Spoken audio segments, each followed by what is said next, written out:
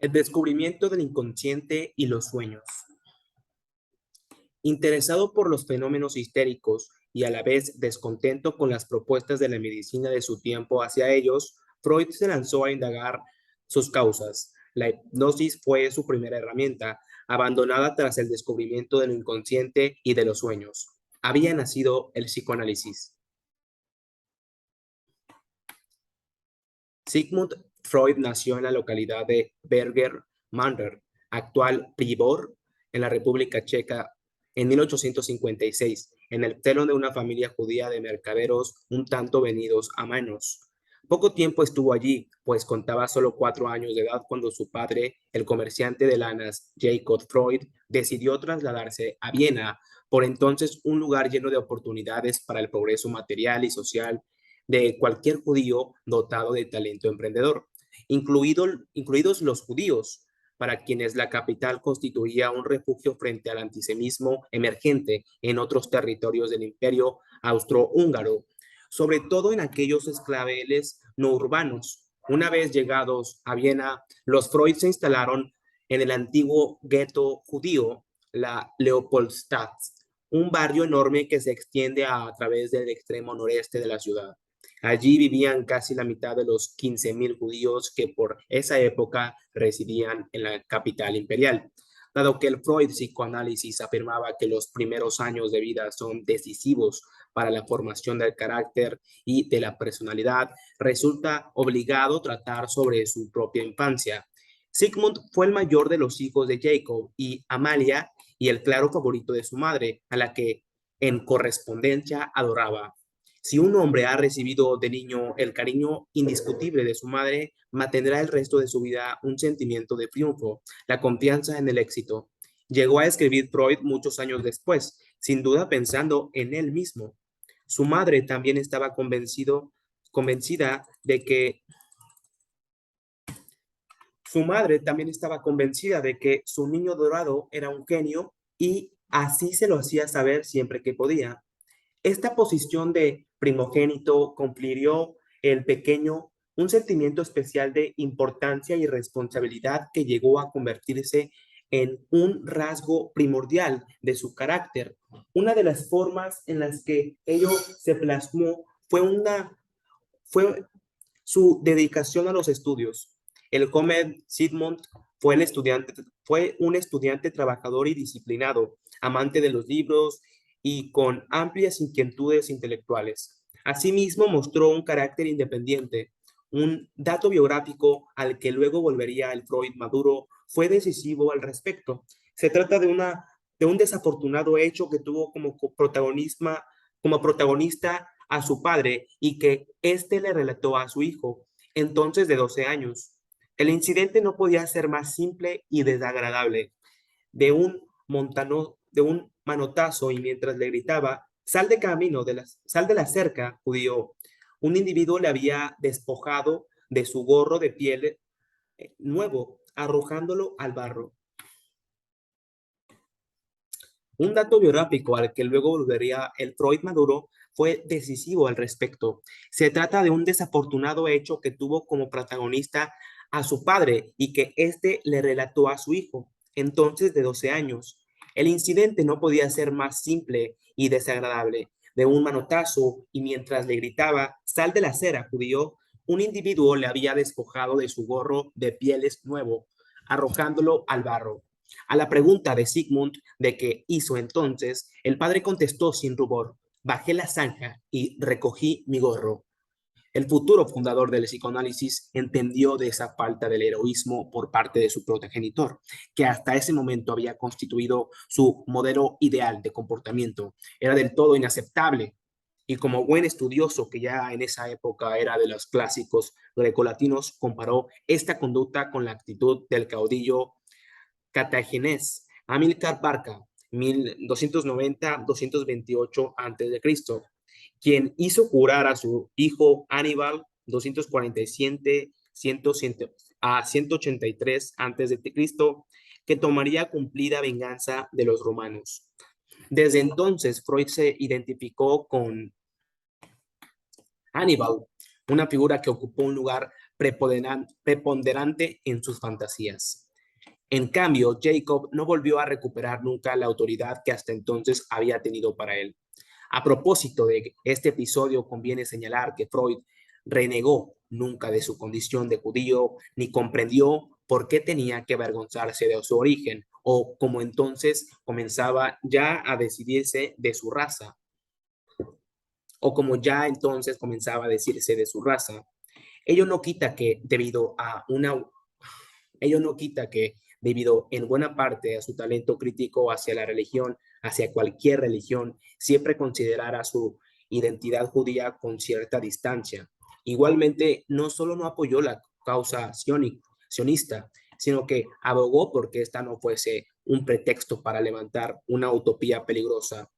Las ocasiones en que a lo largo de su vida reivindicó su judaísmo fueron motivadas más por el deseo de dar respuesta al antisemitismo creciente en su tiempo que por el interés en reivindicar su pertenencia a ese grupo. Esta condición de judío, sin embargo, fue una de las causas que contribuyeron a apartar a Freud de los centros de poder del ámbito académico vienés. No lo lamento, ese alejamiento le dio una independencia de juicio que fue decisiva en su carrera intelectual y ni siquiera consiguió socavar su confianza en que un trabajador diligente como él siempre sería capaz de encontrar su lugar, por pequeño que fuese, en las filas prestigiosas de la humanidad, más allá de grupos nacionales o raciales. Lo único que temía era que el psicoanálisis se identificara como una mera ciencia judía, una asociación, esta que el nazismo no dudó en explotar para desacreditarlo. La Viena finisecular. Parece que nos encontramos en el comienzo de una época que no dejará totalmente intacta ninguna de las formas que conocemos hoy en día. Esta declaración del escritor vienés Hugo von Hofmannsthal, 1874 a 1929, evidencia el profundo sentimiento que ocasó de un mundo, el del clasismo burgués, que se vivía en la Viena del cambio del siglo XIX al XX. Sin embargo, es curioso que toda esa cultura irradiara su máximo esplendor justo antes de exhalar el último suspiro. Recuérdense, por ejemplo, las seductoras y dominíacas imágenes femeninas pintadas por Gustav Klimt, 1862 a 1918, o el agudo análisis sociocultural de la burguesía realizado por el escritor Arthur Schnitzler, 1862 a 1931, en su relato soñado. Hofmannsthal no se equivocaba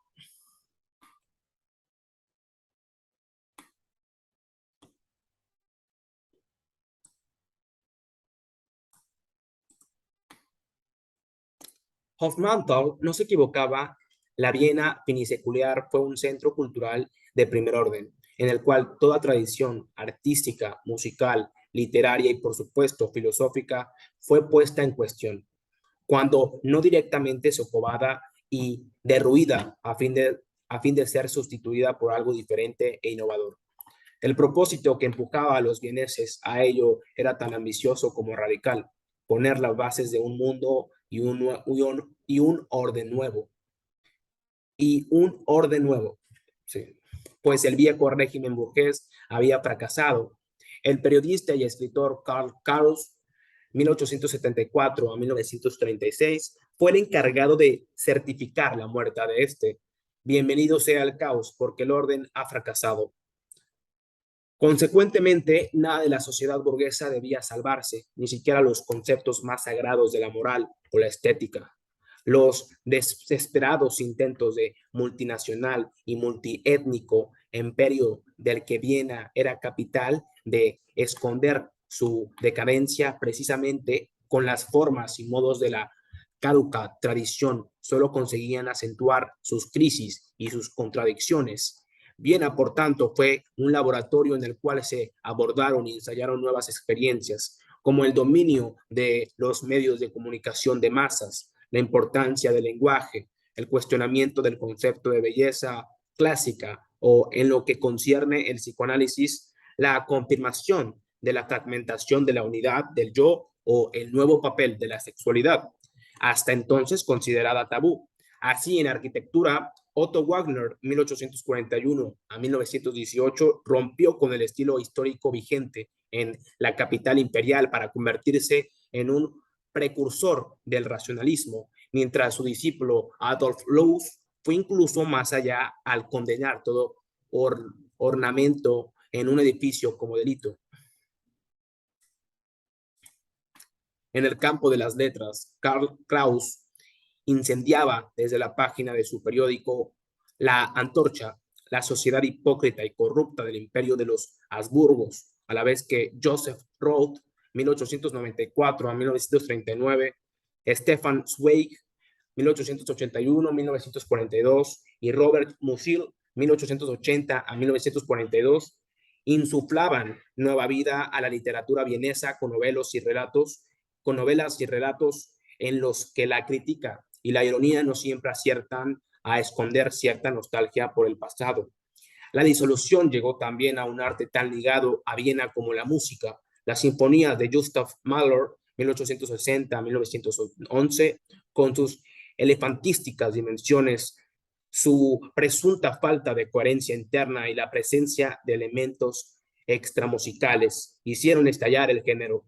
Aún más allá fue Arnold Schoenberg, 1874 a 1951, quien acabó con la tonalidad, el sistema que desde el barroco había sido la gramática que todos los compositores, sustituyéndolo primero por la atonalidad y más tarde por el dodecafonismo.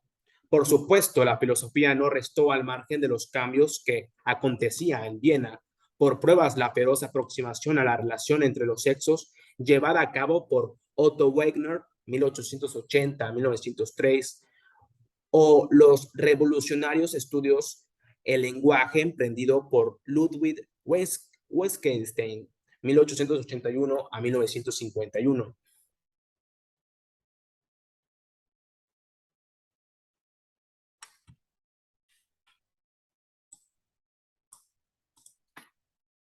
Freud no fue indiferente a esta agitación cultural e intelectual, sino que asimiló y dio nueva forma a algunos conceptos heredados de ideas filosóficas y científicas anteriores, desde Arthur Schopenhauer, 1788 a 1860, hasta Friedrich Nietzsche, 1844 a 1900, pero siempre desde un espíritu acorde con los nuevos tiempos.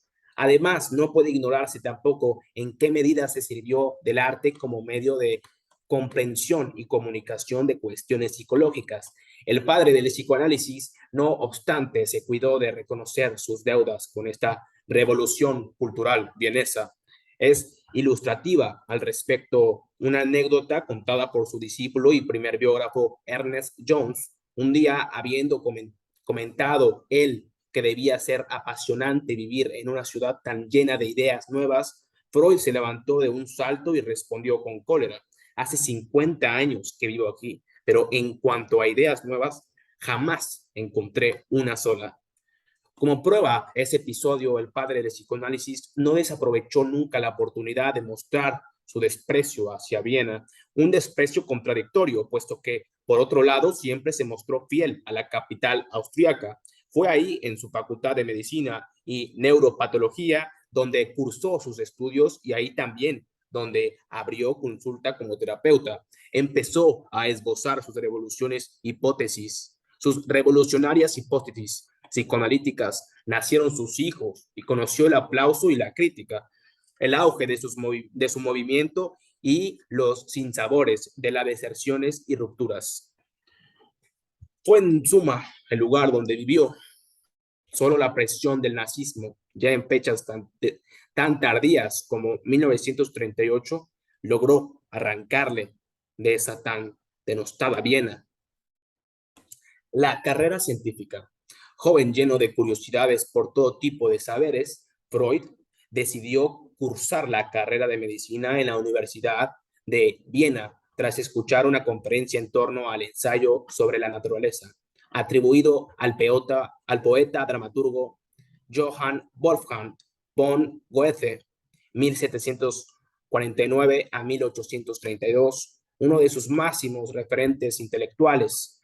El ensayo en cuestión describía desde una sensibilidad romántica una imagen de la naturaleza entendida como una madre generosa que concedía a sus hijos más sabios el privilegio de explotar sus secretos. No es extraño que esta idea sedujera a Freud, quien en ese momento reflexionaba acerca de su futuro profesional y si debía centrar todas sus fuerzas en la ciencia. La tensión entre las especializaciones que requiere todo progreso en la disciplina científica y la tendencia del joven Freud a la especulación y el caso singular le acompañó en sus primeros años en la Universidad de Viena, en la que ingresó en 1873 y solo empezó a solucionarse a partir de su admisión, tras 3 años más tarde en el Instituto de Fisiología que dirigía Ernest Wilhelm von Brückle, 1819 a 1892. En él logró por fin centrar su impetuosidad inicial gracias a una investigación relativa a la histología del sistema nervioso central de los invertebradores y invertebrados. Okay, otra vez. En el logro por fin centra su impetuosidad inicial gracias a una investigación relativa a la histología del sistema nervioso central de los invertebrados. En cambio, los estudios propiamente médicos apenas le llamaban la atención, lo que retrasó la obtención del título de doctor hasta 1881. Fue entonces cuando hubo de tomar una decisión que sería crucial en su carrera: seguir en el laboratorio de Brücke, dedicado a investigación teórica, que era lo que de verdad le apasionaba, o intentar obtener una plaza como médico en el Hospital General de Viena.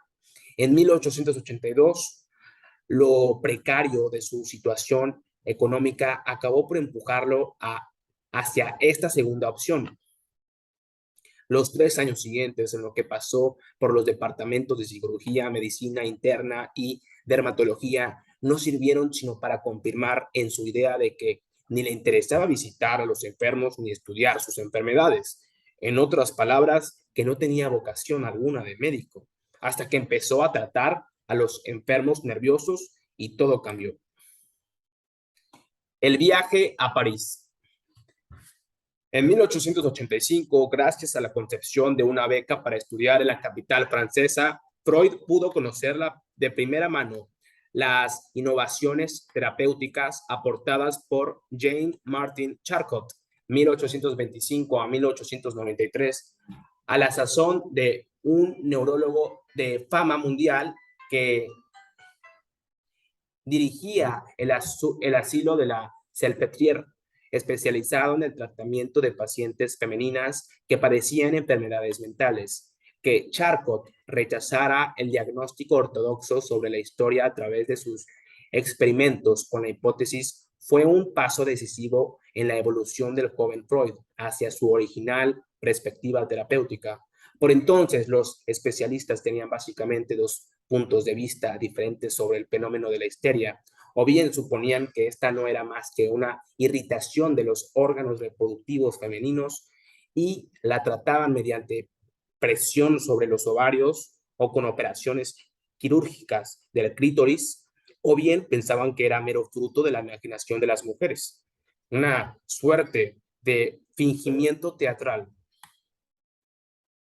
A diferencia de las instituciones médicas de Viena, que repudiaban la histeria como una simulación, Charcot la consideraba una patología psíquica interesante, toda vez que revelaba indirectamente la plasticidad de la economía mental humana y sus conflictos internos, algo que dejó una profunda huella en Freud. No fue esta la única aportación de Charcot que resultaría trascendental en la trayectoria del joven médico vienés. Otra fue el procedimiento de la hipnosis, que mostraba la existencia de fenómenos que, sin estar en la conciencia, tenían efectos poderosos sobre el comportamiento y la vida despierta de los sujetos que sometían a ella. El hipnotizador podía producir y suprimir síntomas en el paciente, lo que permitía aventurar la idea de la existencia de dos niveles dentro del psicoanalismo, del psiquismo humano.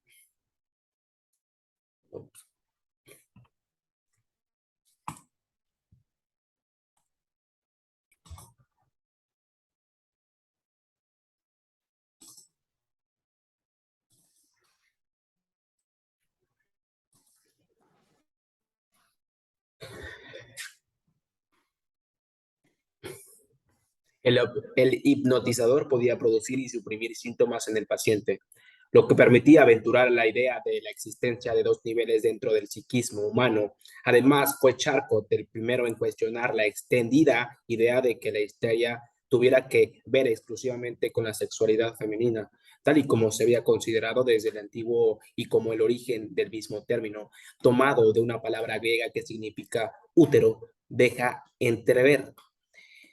Era necesario, pues, separar la enfermedad psíquica del sexo biológico en las aulas públicas donde impartían sus clases. Charcot trataba de mostrar con pacientes sometidos a hipnosis que determinados trastornos, como las conocidas y típicas parálisis histéricas en determinadas zonas corporales, podían ser artificialmente provocadas o suprimidas en cualquier momento mediante la gestión en estado de sonambulismo. Esto, esto revela que las patologías no podían explicarse como simples actos reflejos fisiológicos, sino que tenían que ver con disposiciones sometidas en cierto sentido a la voluntad de las pacientes. El hecho de descubrir que estos síntomas podían desaparecer bajo tales estados hipnóticos provocados por determinadas órdenes del médico planteaba una cuestión crucial, la de revelar que el origen de la enfermedad radicaba en algún tipo de conflicto psíquico que pasaba inadvertido para el propio enfermo y que solo emergía bajo un estado mental creado artificialmente. Todas esas enseñanzas de Charcot fueron provechosamente adoptadas por Freud, desde ese momento plenamente convencido tanto de que había algo en la neurología que iba más allá de la fisiología, que atañía, que atañía a tensiones y conflictos psíquicos no conscientes, como de que explotar, como de que explorar ese camino significaba adentrarse cada vez más en el terreno de lo psicológico en detrimento de lo somático. Por ello, a su vuelta a Viena llevó a cabo un estudio de sintemático.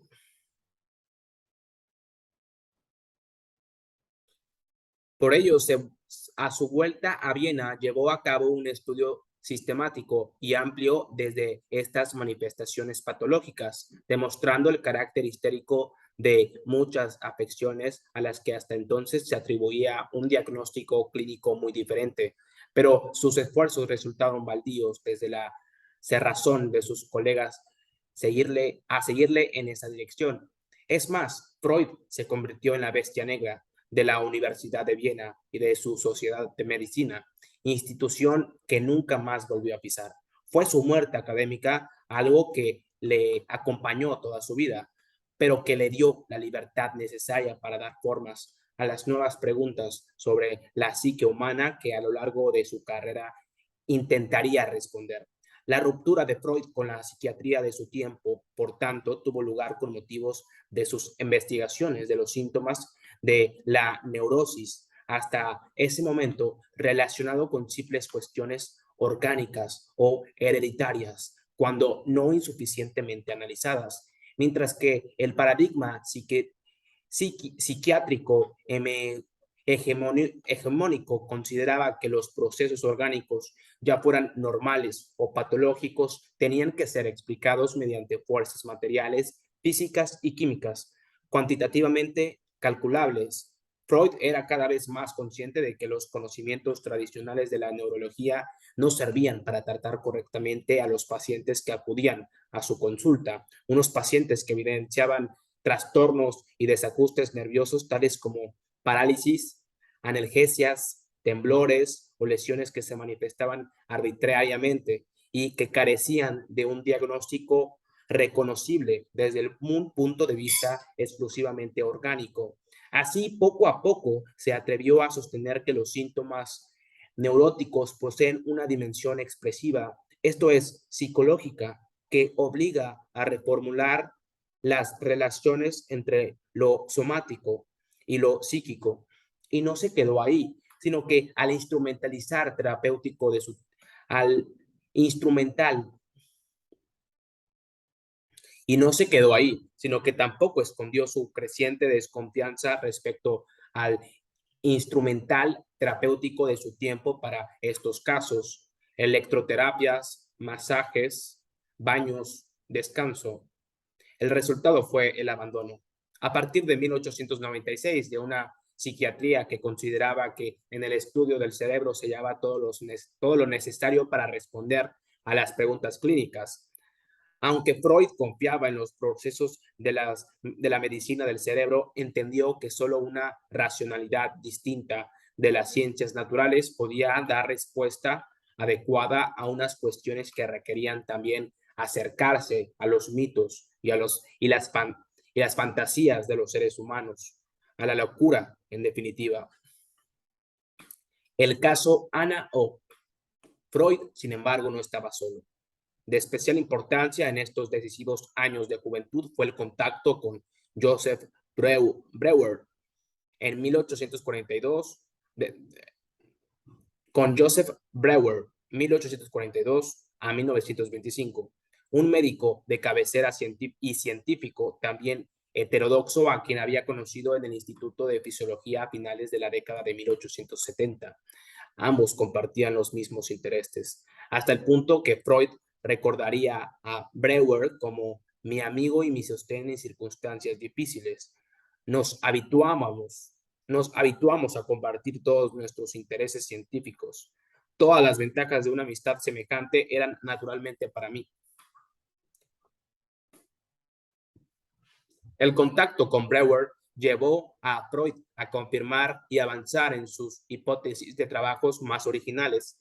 Ya antes del viaje a París, Breuer le había llamado la atención sobre un caso histérico singular, el de una muchacha a la que había dado el nombre de Anna O. En realidad se llamaba Bertha Pappenheim, cuyos síntomas había conseguido mejorar a través de la hipnosis, pero también por medio de otras prácticas más novedosas. La joven presentaba los síntomas ya conocidos de las enfermedades nerviosas: parálisis, distorsiones en el habla, inhibiciones y perturbaciones mentales, a los que se sumaban ceguera, sordera, parálisis parcial de brazo y piernas, estrabismo ocular y, lo más llamativo, una grave afección en el lenguaje, parafasia, que la llevaban en ocasiones a perder la capacidad del habla o incluso olvidar su lenguaje materna, su lengua materna, el alemán, que sustituía por otras que ni siquiera dominaba, como el inglés o el francés.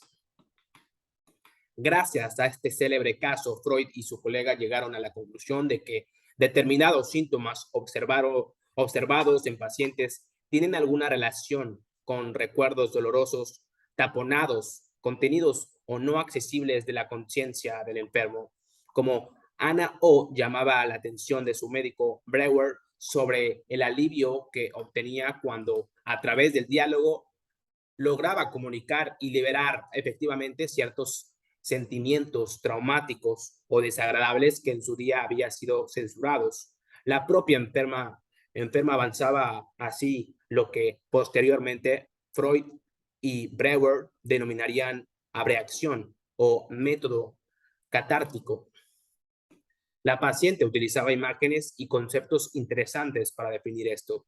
Significativamente comentaba el papel importante que tenían para ella la talking cura, cura por la palabra, o la chimney sweeping, limpieza de chimenea. El dolor, el sufrimiento, los síntomas patológicos desaparecían una vez que se comunicaban. En la histeria, pues, actúan factores psíquicos en los que la fuerza del afecto olvidados se termina manifestando somáticamente sin base orgánica alguna. Freud concluía de esto que las lesiones de las parálisis histéricas debían ser como completos independientes de la anatomía del sistema nervioso, puesto que la histeria se comportaba en sus parálisis y otras manifestaciones como si la anatomía no existiera o como si no tuviera noticia alguna de ella. Freud descubrió de este modo que el síntoma histérico es una reacción extraña pero significativa del cuerpo a una experiencia que se siente como insoportable. Un ejemplo de esta formación sintomática lo ofrecía este mismo caso. Mientras Breuer trataba a Ana O, observó en ella una misteriosa repugnación a beber agua, incluso cuando tenía una sed terrible. Bajo estado hipnótico, la paciente terminó revelando la causa de su enigmático síntoma. En algún momento, habiéndose dirigido a la habitación de su dama de compañía, contempló el perro de esta bebía de un vaso de agua. Una vez que la paciente descubrió la fuente de ese síntoma y pudo expresar el tremendo asco que le causaba dicha escena, dejó de padecer la hidrofobia.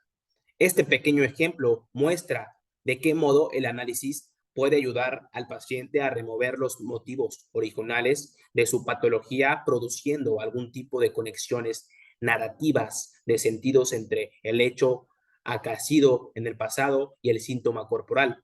Llevar a la conciencia un síntoma puede así hacerlo desaparecer. El mero hecho de revivir a través de la palabra aquella visión desbloqueó el asqueroso recuerdo y permitió a Ana O volver a beber con naturalidad.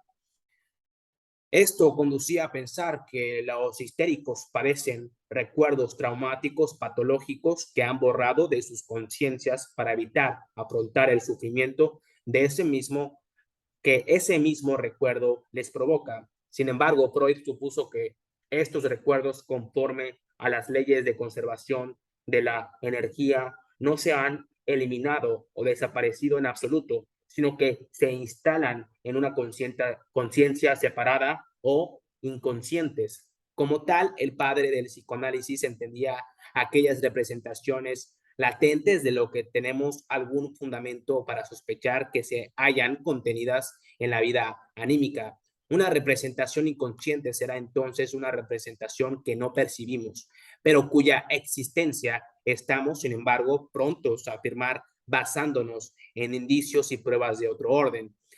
Lo consciente, en cambio, sería la representación que se halla presente en la conciencia y es objeto de la percepción. Esta dualidad hace que en los casos de neurosis, las excitaciones emocionales no descargadas por el camino normal se canalicen por otras vías, produciendo síntomas corporales. Tras el análisis de estos extraños fenómenos patológicos, Freud llegó al convencimiento de que la neurosis, en la medida de que reprime deseos inconvenientes o dolorosos para el sujeto, tiene como objeto apartar al neurótico de la realidad exterior e instalarle en la enfermedad. Por otro lado, la resistencia del enfermo a sanar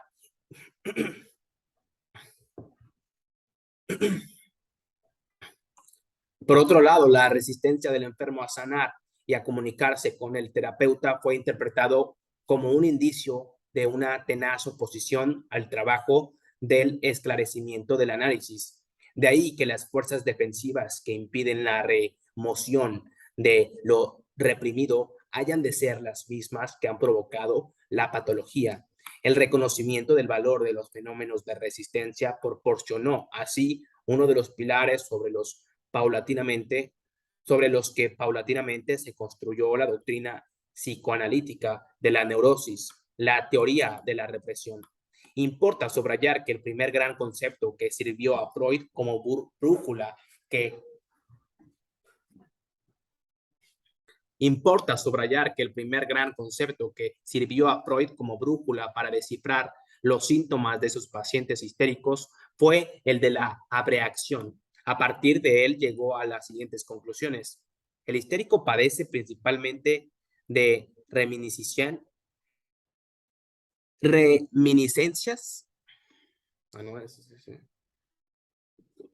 A partir de él, llegó a la siguiente conclusión. El histérico padece principalmente de reminiscencias. ¿Qué quería decir con esta frase? Que lo que hace que un acontecimiento vivido por el paciente se convirtiera, que lo que hace que un acontecimiento vivido por el paciente se convirtiera no o no en un recuerdo patológico depende estrechamente del proceso de abreacción por el cual el sujeto descarga el afecto vinculado a él. Por ello, para juzgar el recuerdo, es importante, en primer lugar, averiguar si el sujeto reacciona a un enigma en, energético.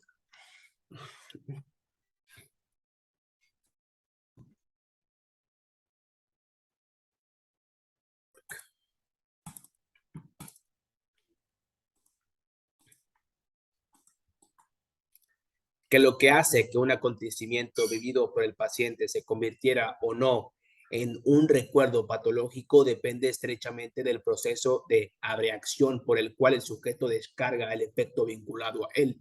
Por ello, para juzgar el recuerdo es importante, en primer lugar, averiguar si el sujeto reaccionó o no enérgicamente al suceso estimulante. ¿Qué sería en este sentido una buena reacción?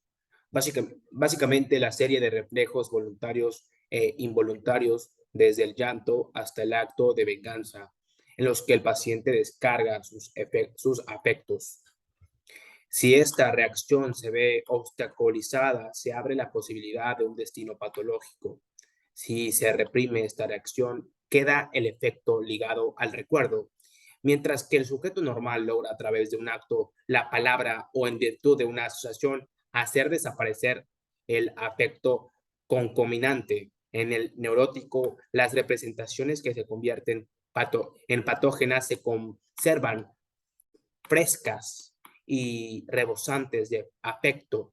¿Por qué le está negando el desgaste normal mediante la descarga por reacción o la reproducción en estado de asociación no cohibida? Si desde el siglo XVII la psicología europea había centrado su objeto de investigación de los procesos psíquicos exclusivamente en el ámbito de la conciencia, recinto en el que se había buscado un conocimiento íntimo, inmediato y claro, Freud cambió rotundamente este modo de ver. Lo que hasta entonces había quedado marginado y excluido, todo aquello que se consideraba un sinsentido, pasaba ahora a ser comprendido y explicado. Es desde este nuevo ángulo donde cabe situar por parte de Freud la acuñación de un nuevo concepto, psicoanálisis. Nace el psicoanálisis. El término psicoanálisis fue utilizado por primera vez por Freud en un artículo de 1896 publicado en francés acerca de la psiconeurosis de defensa. En alemán apareció poco después. El 15 de mayo del mismo año, una vez que se convenció de que la represión es la base principal de la neurosis, el médico vienés e impulsó una modificación de la labor terapéutica. De lo que se trataba ahora era de descubrir y suprimir la representación mediante un juicio que aceptase o condenase de forma definitiva lo anteriormente excluido por la represión. En acatamiento a esta situación, di al método de investigación y curación resultante el nombre de psicoanálisis en sustancia del de catarsis.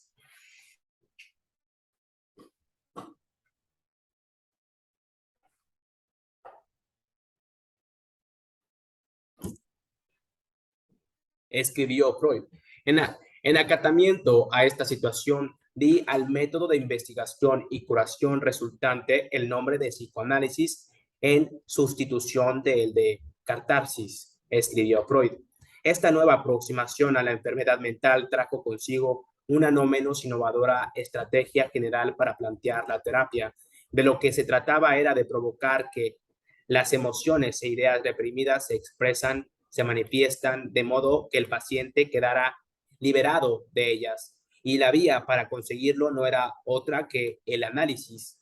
La comparación con la química puede ser útil para comprender la singular voluntad metodológica que subyace el psicoanálisis. De hecho, el mismo término análisis ya remite a este procedimiento de descomposición y disociación y hace pensar en el trabajo que desarrolla el químico en su laboratorio.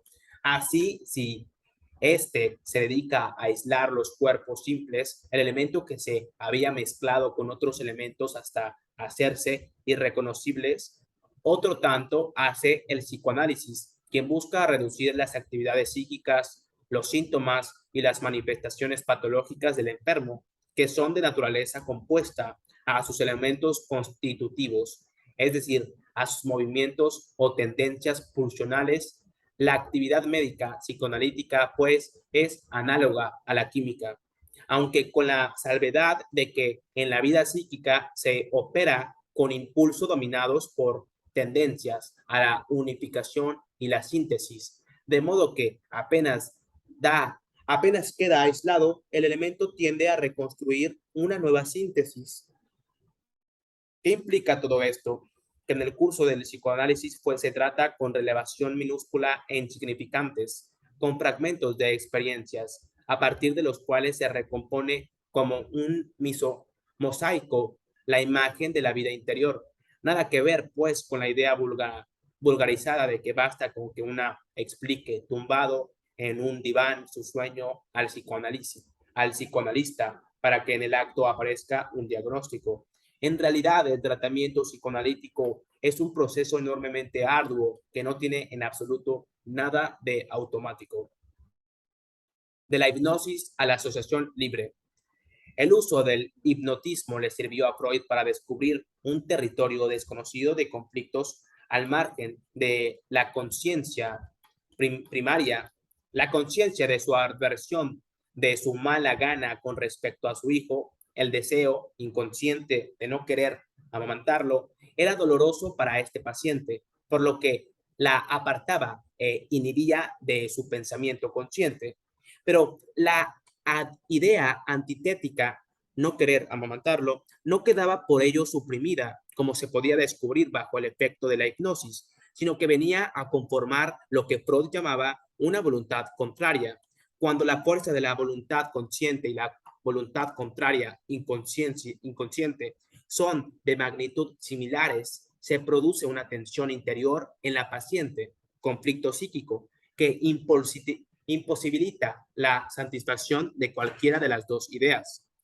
Este conflicto es el que se expresa bajo la forma de síntomas histéricos.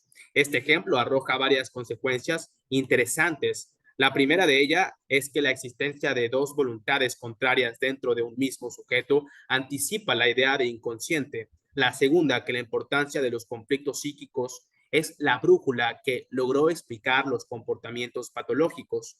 Y no solo eso, sino que los síntomas aparecen como formaciones de compromiso entre dos fuerzas antagónicas. No menos interesantes es el concepto de resistencia, anunciado por la existencia de una reticencia al tratamiento por parte de la paciente. Freud usó el método de hipnosis como recurso terapéutico hasta 1896, cuando lo abandonó al percibir que las relaciones mediante otros medios de la censura ejercida por la conciencia venía acompañada de la emergencia de recuerdos de importancia. Esto le llevó a rebajar las necesidades de apremiar, presionar o dirigir de algún modo los pensamientos del paciente. La clave para ese cambio se las dio un paciente que le reprochó un día que con sus preguntas interrumpía el libre curso de sus pensamientos. El médico meditó al respecto y, dado que era un científico siempre dispuesto a poner a prueba su hipótesis, advirtió que la información que surgía del analizado era tanto más relevante como cuanto más surgía del curso espontáneo de sus pensamientos y sentimientos. El camino hacia la asociación libre como método terapéutico empezaba a ser desbrozado. A partir de este vital descubrimiento, Freud empezó a pedir a sus pacientes que le describieran de la forma más completa posible, aunque sin intentar darle sentido, todo aquello que se le pasara por la mente, bien fuera una ocurrencia espontánea, bien la representación que asociaron con otros recuerdos, sugerencias o incluso posibles interpretaciones, y que todo ello sin intentar darle un sentido y desde luego sin censurarlo o querer controlarlo.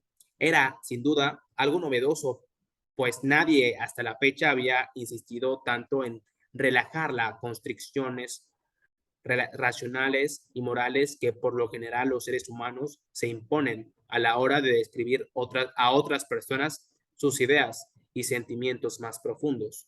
Lo que Freud escuchó en esas sesiones fue suficiente como para hacerle ver que los enfermos no hipnotizados encontraban grandes dificultades para rememorar determinados acontecimientos traumáticos que podían estar detrás de sus síntomas, y además que este proceso de recuerdo se les hacía especialmente doloroso.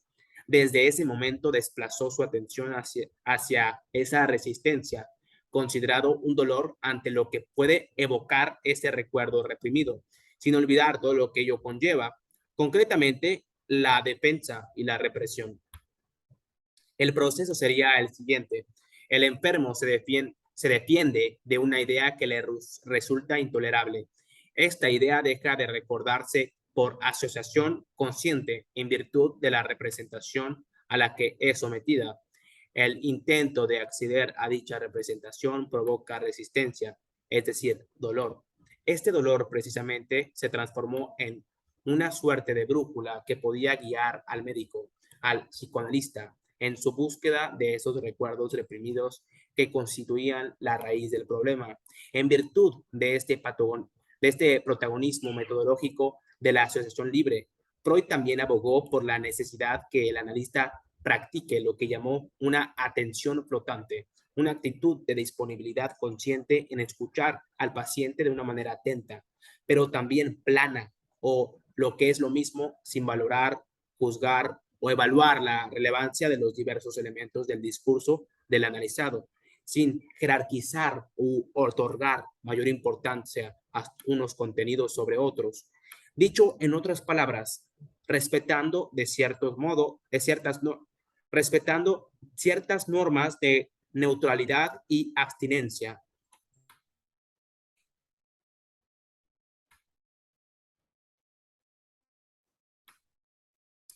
La interpretación de los sueños. A medida que avanzaba en sus investigaciones, Freud reparó en el hecho de que los primeros descubrimientos científicos que él y Breuer habían realizado sobre la naturaleza de las patologías histéricas quedaban mejor representados a la luz de nuevos modelos que estaba desarrollando para los sueños.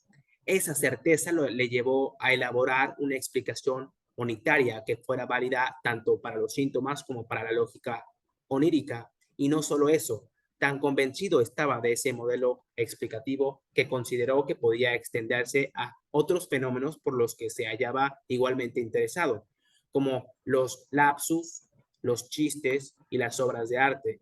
La extraordinaria importancia que la interpretación de los sueños tiene para el conjunto de las disciplinas psicoanalíticas radica, pues, en que establece la matriz básica sobre la cual Freud consolidó la primera etapa de su investigación psicológica, que realizó tanto sobre sí mismo el autoanálisis como sobre todos sus pacientes.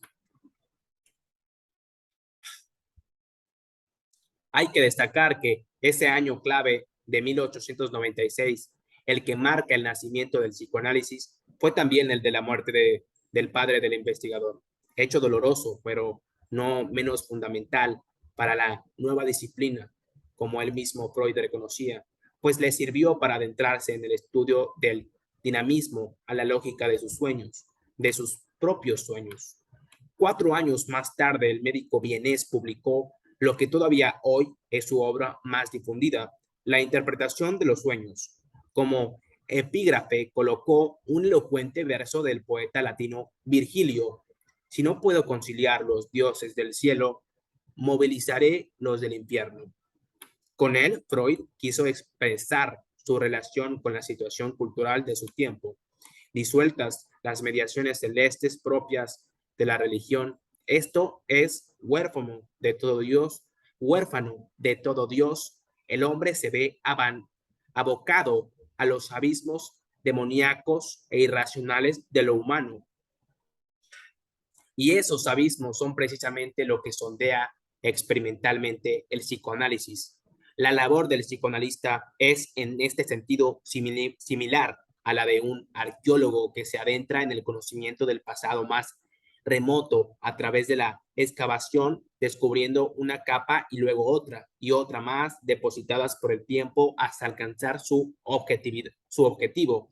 No es una comparación gratuita, hasta pues Freud fue durante toda su vida un entusiasta de la arqueología y el mundo antiguo, en especial de la Grecia clásica, lo que explica las abundantes referencias a la mitología presentes en conceptos freudianos, como por ejemplo en el famoso complejo de Edipo o en el principio de Eros. Era un auténtico hombre de cada cultura que vivía en una sugerente encrucijada. Era un auténtico hombre de cultura que vivía en una sugerente encrucijada, judío por nacimiento, alemán por azar y griego por elección. Por otro lado, existía una profunda conexión entre el descubrimiento histórico del papel del inconsciente en el comportamiento humano y el nuevo clima cultural y artístico de descomposición del sujeto racional y transparente característico de ese final del siglo XIX y principios del siglo XX. Freud buscaba conquistar para el nuevo saber psicoanalítico todo un campo insuficiente analizada hasta ese momento por la ciencia psicológica de la época y, lo que es peor, abandonado a filósofos místicos y charlatanes. Y de una cosa era altamente consciente: sus aportaciones al estudio de los sueños le harían merecedor de un lugar en la historia. Tan convencido estaba de ello que en una carta a un amigo suyo, el también médico Wilhelm Fries, 1858 a 1928, del 12 de junio de 1900, llegó a escribir: imagina que un día habrá en esta casa una placa de mármol que diga: aquí, el 24 de julio de 1895, se reveló al doctor Sigmund Freud el secreto de los sueños.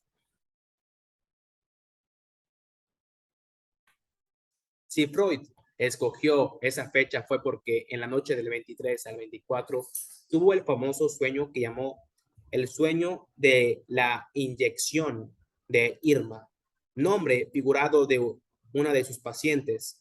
Es el siguiente, tal y como aparece descrito en la interpretación de los sueños. En un amplio hall, muchos invitados a los que recibimos, entre ellos Irma, a la que me acercó enseguida para contestar a sus cartas y reprocharle no haber aceptado aún la solución. Le digo: si todavía tienes dolores, es exclusivamente por tu culpa. Ella me responde: si supiera qué dolores siento ahora en la garganta, el vientre y el estómago. Asustado, le contempló atentamente.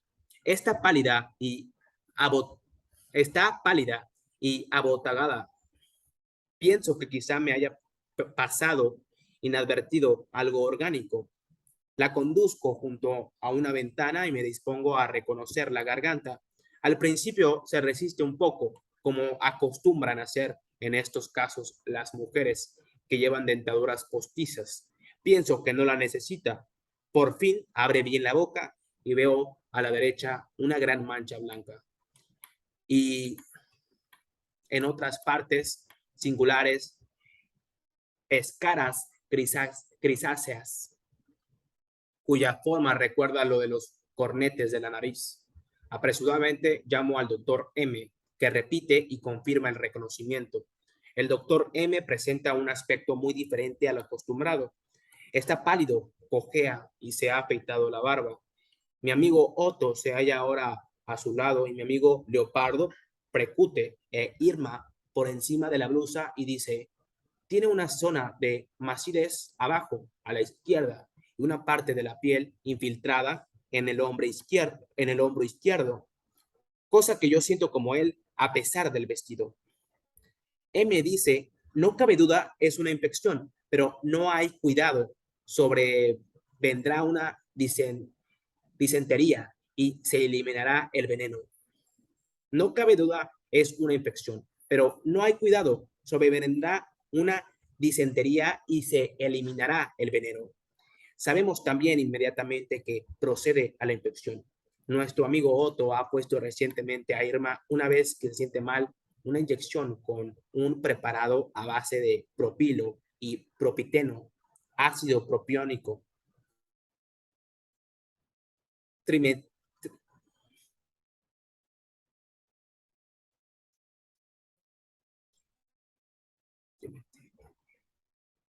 trimetrilamina, cuyas formas veo impresa en gruesos caracteres.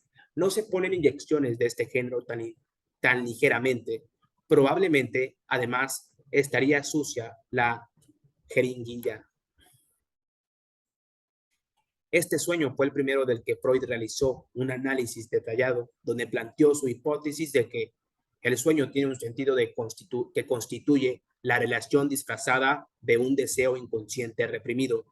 En este caso concreto, la interpretación que da es que él no es el culpable de que persistan los padecimientos de su paciente Irma, sino que su amigo Otto. El sueño me libera de responsabilidad por el estado de Irma.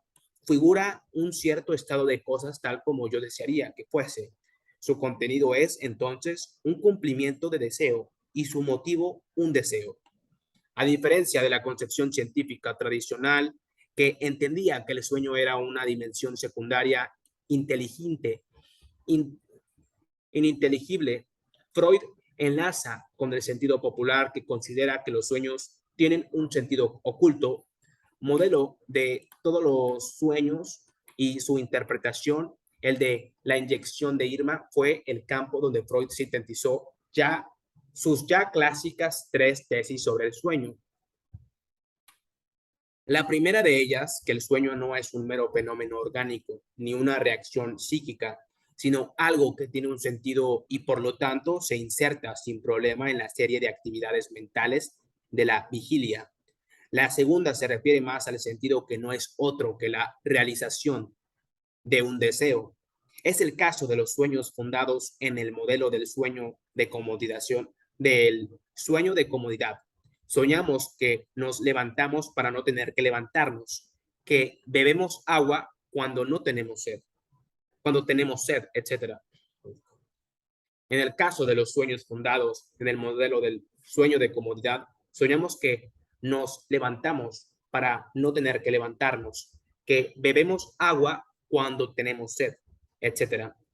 En cuanto a la tercera tesis, su importancia es vital para lo que será la práctica psicoanalítica. El sueño es la realización disfrazada de un deseo reprimido. La lógica del sueño.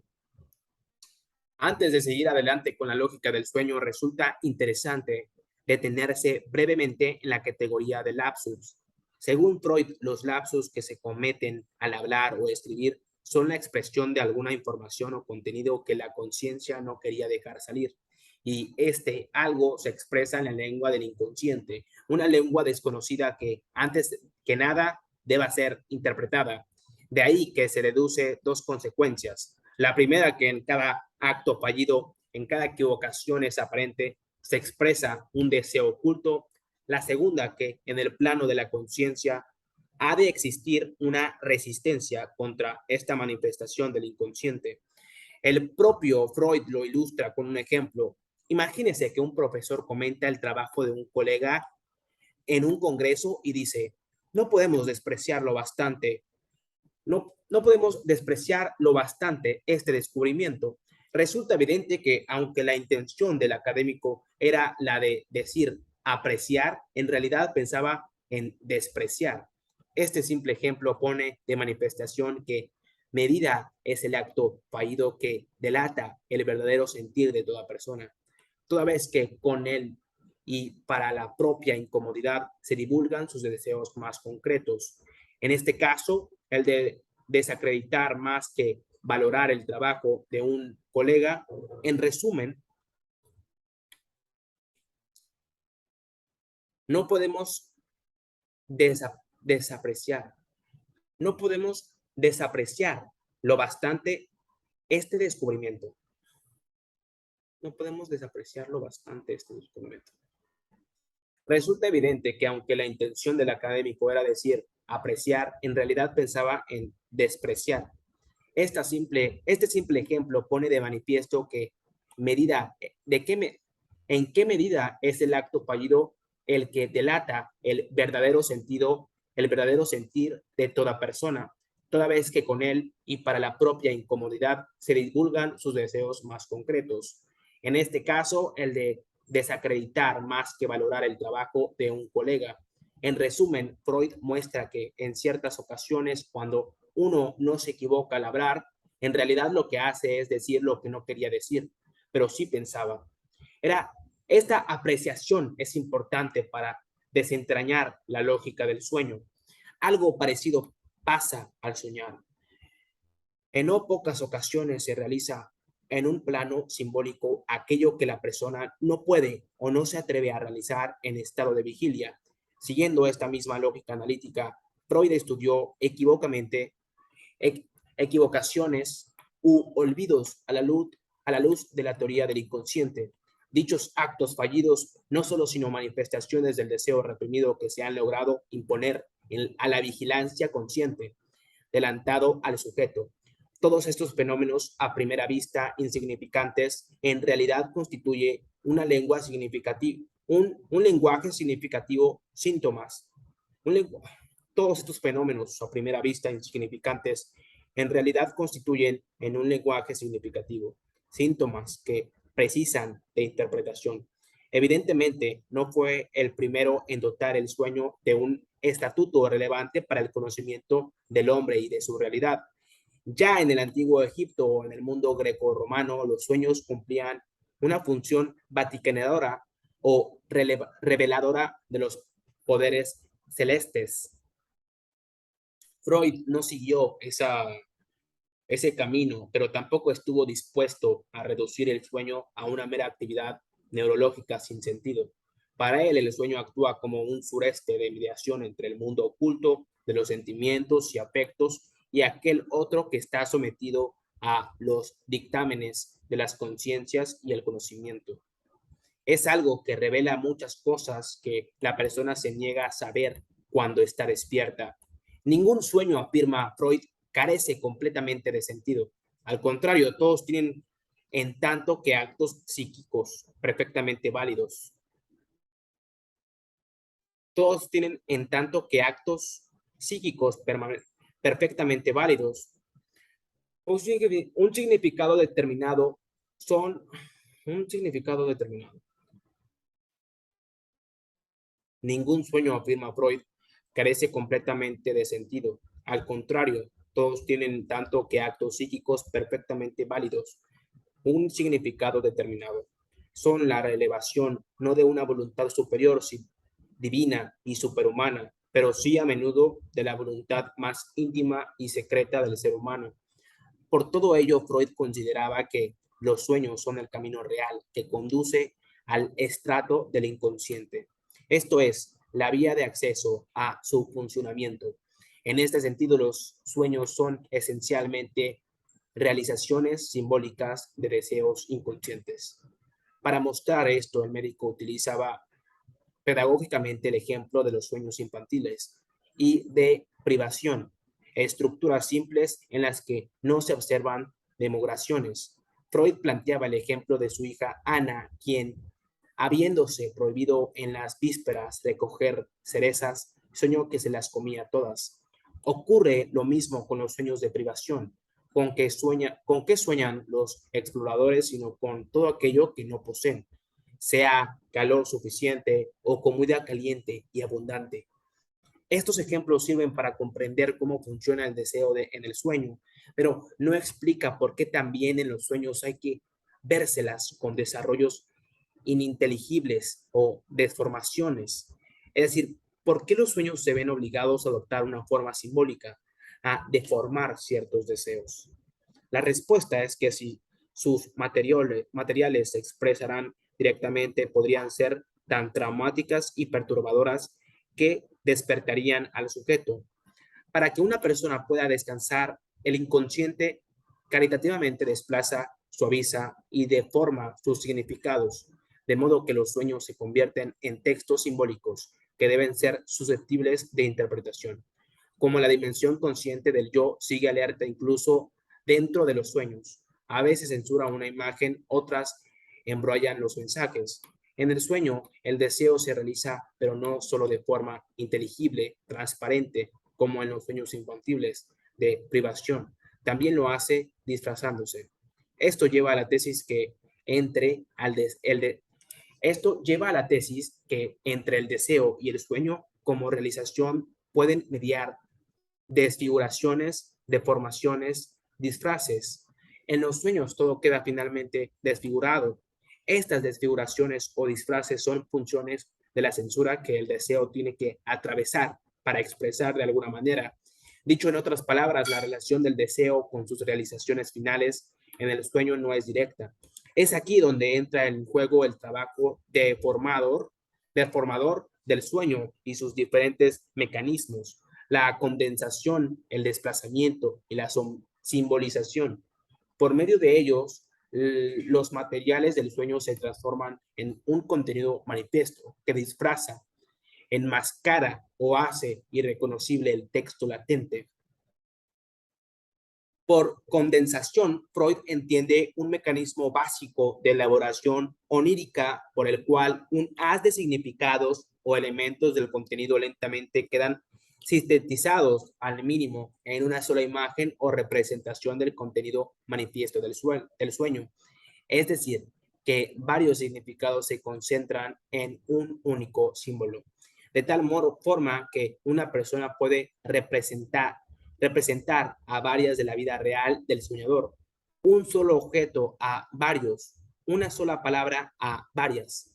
El segundo de esos mecanismos deformadores, el desplazamiento, hace que un significado que se antoja fundamentalmente en el sueño pueda aparecer en el contenido manifiesto como un elemento irrelevante o secundario, y al revés, un elemento muy importante del contenido manifiesto, presentarse como elementos o accesorio del auténtico sentido. Este mecanismo traslada así el significado desde la parte central de los sueños a lugares accesorios de este, ocultando al soñador el contenido de sus sueños.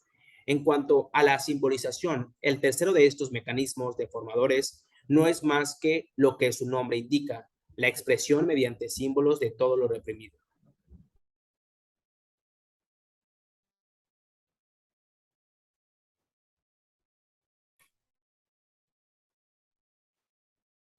¿Cómo puede verse el inconsciente con su forma peculiar de actuar? Hace todavía más opaca e ininteligible la deformación. En virtud de su economía puede condensar y sintetizar todo un conjunto de imágenes en una sola afirmación, o bien trasladar el significado de un objeto para adjudicarlo a otro en cierta forma asociado con el primero. Dicho esto, puede entenderse por qué la interpretación del sueño ha de realizar el camino inverso y de ir de lo manifiesto a lo latente. El análisis del sueño, por así decirlo, desanda el camino que el trabajo del sueño recorre. A lo que es lo mismo, si el trabajo del sueño consiste en tejer, la interpretación desteje, separa los hilos que el sueño ha entrelazado, desmonta las piezas de disfraz con que el deseo se ha abierto paso a la conciencia. El sentido como disfraz. En razón de sus aportaciones al análisis onírico, se ha definido con razón a Freud, junto con otros pensadores claves del siglo XX, como Friedrich Nietzsche y Karl Marx, como un maestro de la sospecha en el, si, el enseño de, si él enseñó un modo diferente de leer e interpretar los textos y signos, es porque transmitió una concepción supicaz del sentido. De ahí que su lección traspasara las fronteras del psicoanálisis y fuera acogida por otros campos del saber como la filosofía, la teoría literaria, la teoría de la ideología o la lingüística, todos ellos muy relacionados con el problema de la significación. Si algo puso de manifiesto Freud en sus interpretaciones de los sueños, es la inexistencia de un sentido directo. El sentido acontece como desvío, sesgo, es disfraz, deformación. No es algo que se dé de forma inmediata, que se presente de golpe, sino algo que se articula y se constituye siempre después, siempre tarde y de la forma más paradójica, atravesando las máscaras. El sueño no pretende tener tanta importancia, escribió Freud, pero sí es importante su valor teórico como modelo. Se ha convertido en un lugar común afirmar que disciplinas como el arte, la teoría literaria, la filosofía de la cultura o la antropología deben a Freud indicaciones muy valiosas por su fecundo descubrimiento del simbólico, del simbolismo psíquico de los sueños. Al ir por primera vez más allá del simple sentido biológico del sueño, la comprensión del descanso nocturno como restauración económica de las fuerzas y entenderlo como una necesidad psíquica profunda, Freud no solo superó el paradigma científico dominante, sino que abrió una interesante reflexión sobre el sentido de lo humano. ¿Por qué la naturaleza no habría regalado al hombre con el sueño un simple mecanismo de relajación, sino que le estimulaba y apremiaba como unas imágenes tan incitadoras y perturbadoras? ¿Para qué soñar si los sueños no hacen más que interrumpir, confundir y agitar al soñador con significados aparentemente molestos, desconsoladores o ininteligibles? Las imágenes simbólicas del sueño esconden, pero a la vez revelan bajo la mirada de la interpretación avesada, deseos insatisfechos o reprimidos que no se pueden cumplir a la luz del día y que por ello se obstinan por volver a entrar en la vida de cada cual indirectamente por la vía onírica. Lo que por alguna razón no puede convertirse en acción o traducirse directamente en lenguaje durante el día se termina expresando allí en escenas, imágenes y fantasías aparentemente ininteligibles.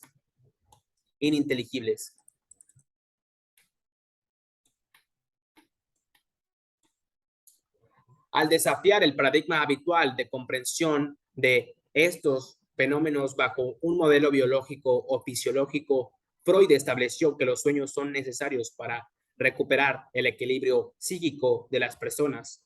El sueño es, por así decirlo, la válvula de la fuerza de desear.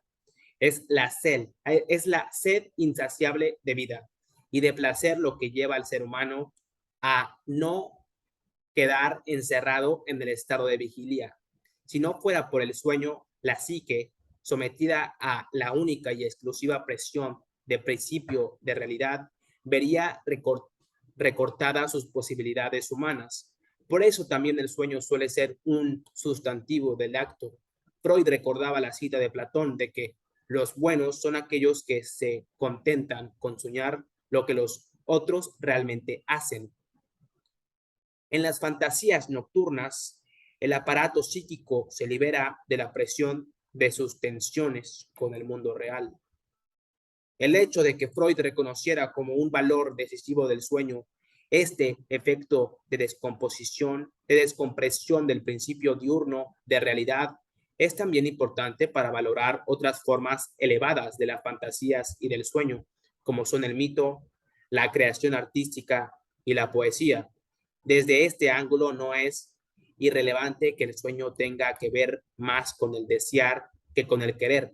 Generalmente se habla de desear en lugar de querer cuando se cree que una satisfacción realista está fuera de lugar. Así se puede desear ser más joven o que el pasado hubiera sido diferente, pero se piensa que no tendría mucho sentido quererlo, dado que su poca viabilidad. Esto indica que la peculiaridad de los deseos no es producir acciones, sino más bien estar en relación con imaginaciones y otras expresiones potenciales. Esto es, no exige que los sueños que los deseos sean razonables, sensatos o conscientes. Lo que plantea Freud es que justo por esa dimensión no del todo realista, los deseos pueden aportar un valor especialmente de conocimiento, el que se deriva de motivos y los articula, pero sin estar restringido por el principio de realidad, por lo que puede ir más allá de él. De ahí que no haya saber completo del potencial del hombre, sino limitados a considerar exclusivamente su actividad consciente y responsable. No es esta una enseñanza de poca valor para el pensamiento contemporáneo, como se verá en los siguientes capítulos.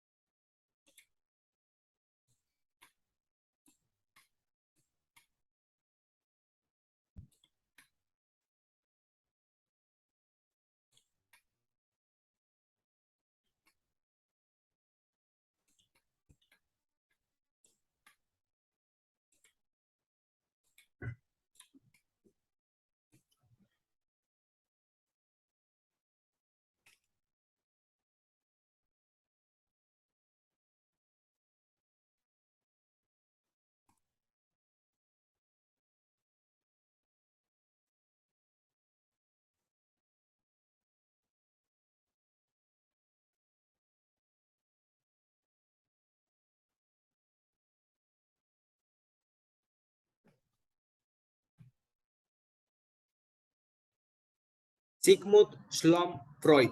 El nombre Sigmund fue adoptado a partir de 1878. Fue el hijo mayor de Jacob Freud, un comerciante dedicado a la venta de lanas, y Amalia Nathan Schacht. De esta unión nacieron otros 6 hijos, 5 niñas: Ana, Rosa, Mitzi, Dolphy y Pauli, y un niño, Alexander, a los que había que sumar otros 2, Emmanuel y Philip, que Jacob tuvo de un primer matrimonio. En la imagen, fotografía realizada en 1864, que muestra al futuro fundador del psicoanálisis junto a su progenitor.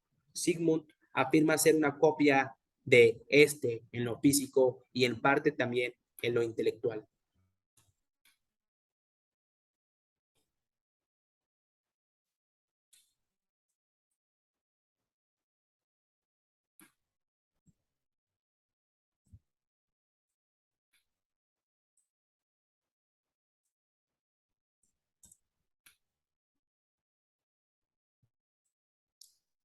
¿Qué es eso?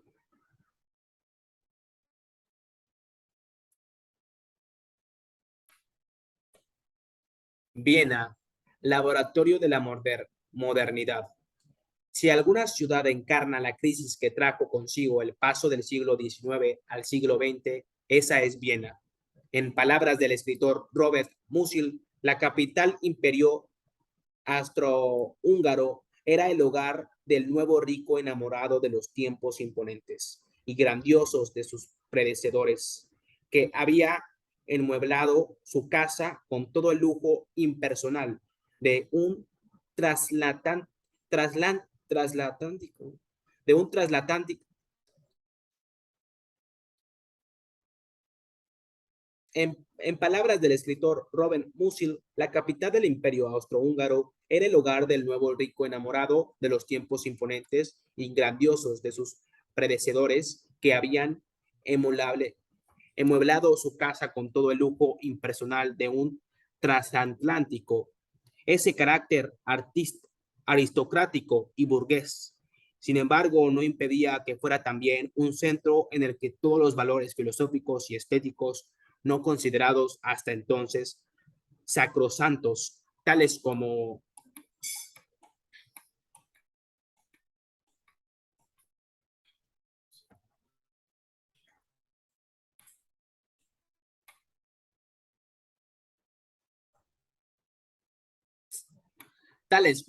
el orden o la belleza, se cuestionaron cuando no directamente se derribaran.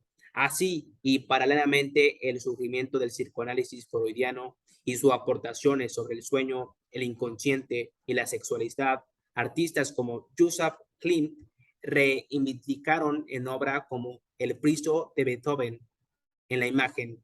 En 1902, una destrucción creadora dominada por formas ornamentales y una figura femeninas y figuras femeninas de una sensualidad perturbadora. Había nacido el movimiento de la secesión, cuyo lema era a cada tiempo su arte, cada arte su libertad.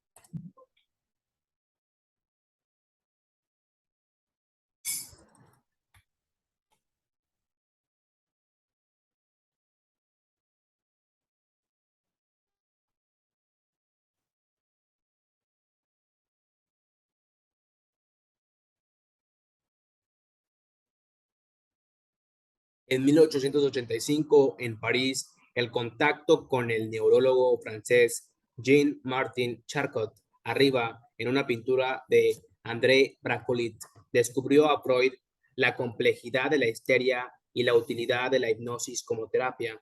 Antes, aún en Viena, el padre del psicoanálisis ya había colaborado con su colega y mentor Joseph Breuer, abajo a la izquierda, en el tratamiento de una joven histérica llamada Berta Peppenheim, abajo derecha, más conocida bajo el nombre de Ana O, dado para proteger su identidad.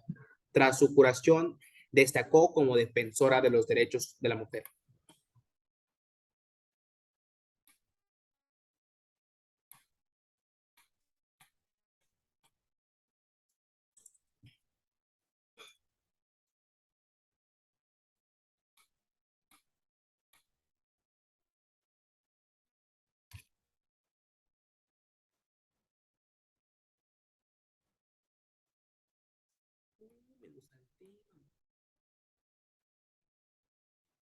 De la hipnosis a la asociación libre. El uso del hipnotismo le sirvió a Freud para descubrir un territorio desconocido del conflicto al margen de la conciencia. Así ocurrió con una de sus primeras pacientes, una mujer que a pesar de su natural deseo maternal de dar al pecho a su bebé, se veía sorprendentemente incapaz de hacerlo a causa de diversos síntomas histéricos, como vómitos, anorexia nerviosa, insomnio y agitación nerviosa. Tras un par de sesiones de sugestión hipnótica, Freud logró poner fin a los Freud logró poner fin a los síntomas y descubrió la existencia en la paciente de lo que denominaba ideas antitéticas, esto es, tendencias psíquicas muy arraigadas en sentido contrario que obstaculizaban y se oponían a la intención inicial de la mujer de amamentar a su hijo. Lo que caracterizó el sujeto histérico es que éste ignora la existencia de una suerte de contravoluntad opuesta a su intención inconsciente, de tal modo que su intención se haya obstaculizada por estas ideas antitéticas. Aunque Freud en este momento no se propuso investigar lo que tipo de ideas son estas ni a qué responde su existencia, empezó a dar por hecho la existencia de una vida psíquica paralela a la conciencia primaria.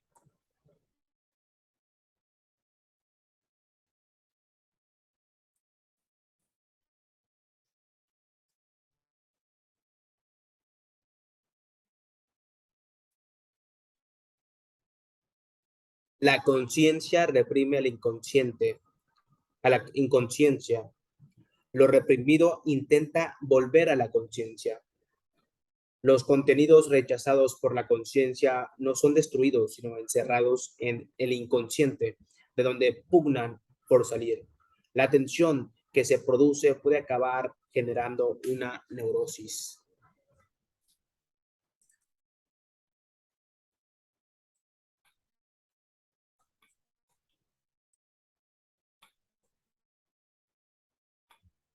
Flies, el otro de Freud.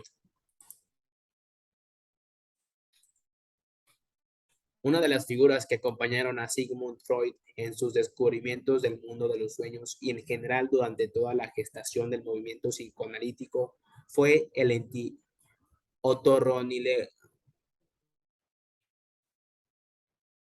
otorrinolaringólogo berlinés Wilhelm Fliess.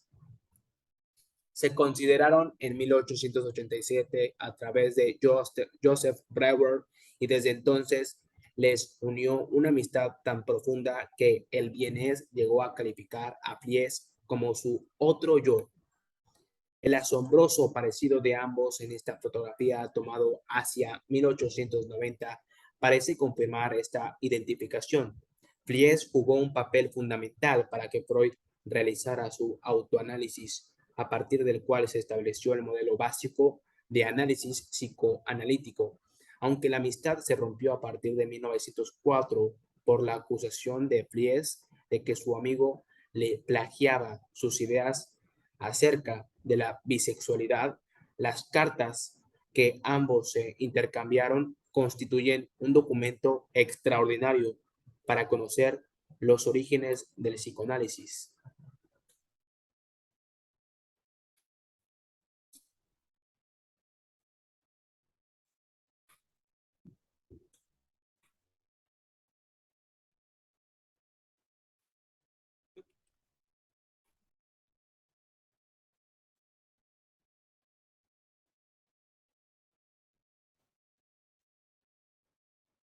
La,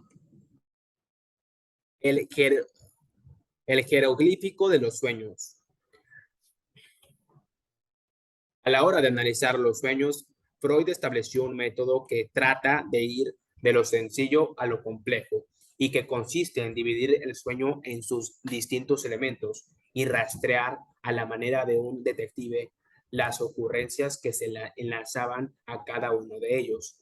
Objetivo, el objetivo es averiguar, por un lado, qué tipo de procesos psíquicos ha transformado el contenido latente del sueño, aquel escondido bajo el simbolismo. En el contenido manifiesto, aquel que aparece tal cual, sin interpretación, una vez la persona despierta. Y por otra, ¿qué motivo o motivos son lo que hasta los que han hecho necesario esta traducción? El proceso de traducción de lo latente en lo manifiesto es lo que se denomina elaboración onírica, siendo el análisis un movimiento orientado a llevar a cabo la transformación opuesta. Freud afirmaba que el estudio pormenorizado, pormenorizado del contenido latente, el que permite al psicoanálisis descubrir los estímulos que han terminado provocando el sueño, la procedencia de los materiales psíquicos, el provisional significado de los sueños y las razones de su olvido. De este modo, el contenido manifiesto es una especie de jeroglífico para cuya solución es necesario traducir cada uno de sus signos al lenguaje de las ideas latentes. Elaboración onírica.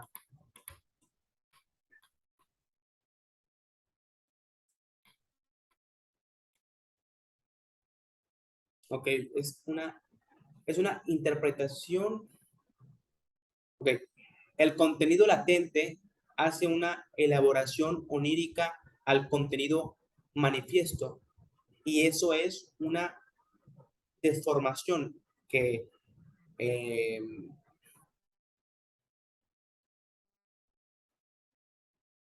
bueno, que en ellos, en este conjunto que es el contenido latente y el contenido manifiesto, se puede analizar una censura que no permite eh, que se vea a partir de una racionalidad, sino a partir de un simbolismo. Y esta interpretación del simbolismo que permite la condensación y el desplazamiento y el simbolismo es que hace una, un entendimiento de lo que se estaba reprimiendo, que es el deseo.